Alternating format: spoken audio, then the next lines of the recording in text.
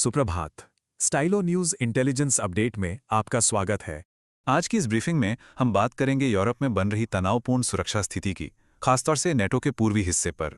ये intelligence update आपके लिए लाए हैं प्रोवेव एआई। आपको बता दें कि स्टाइलो न्यूज के 1 साल पूरे होने के अवसर पर प्रोवेव एआई एक सीमित समय के लिए खास छूट दे रहा है। ठीक है, तो चलिए इस पर गहराई से नजर डालते हैं। सबसे पहले हम बात करेंगे रूस की उन गतिविधियों की जो उत्तरी यूरोप पर केंद्रित हैं।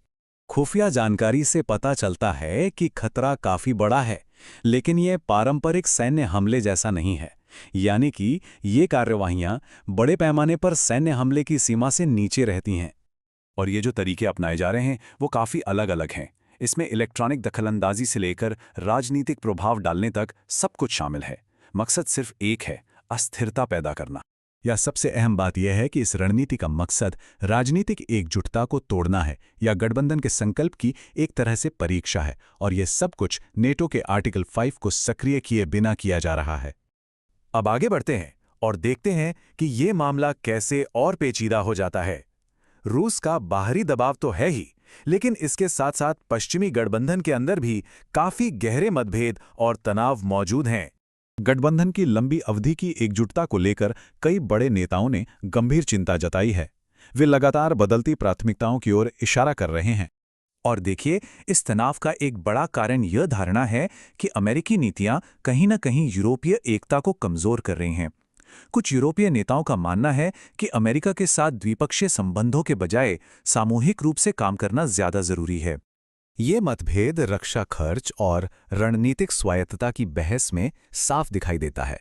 एक तरफ अमेरिका चाहता है कि सहायक देश ज्यादा पैसा खर्च करें, वहीं दूसरी तरफ यूरोप अपनी सुरक्षा के लिए अमेरिका पर निर्भरता कम करना चाहता है।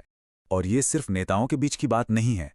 ऑनलाइन चर्चाओं में भी यही माहौल दिखता है, जहां ज्यादातर लोग गठबंधन के भविष्य को लेकर कह सकते हैं काफी निराश हैं, और साथ ही यूरोप की आत्मनिर्भरता की मांग भी जोर पकड़ रही है। तो सवाल उठता है कि आने वाले समय में क्या हो सकता है।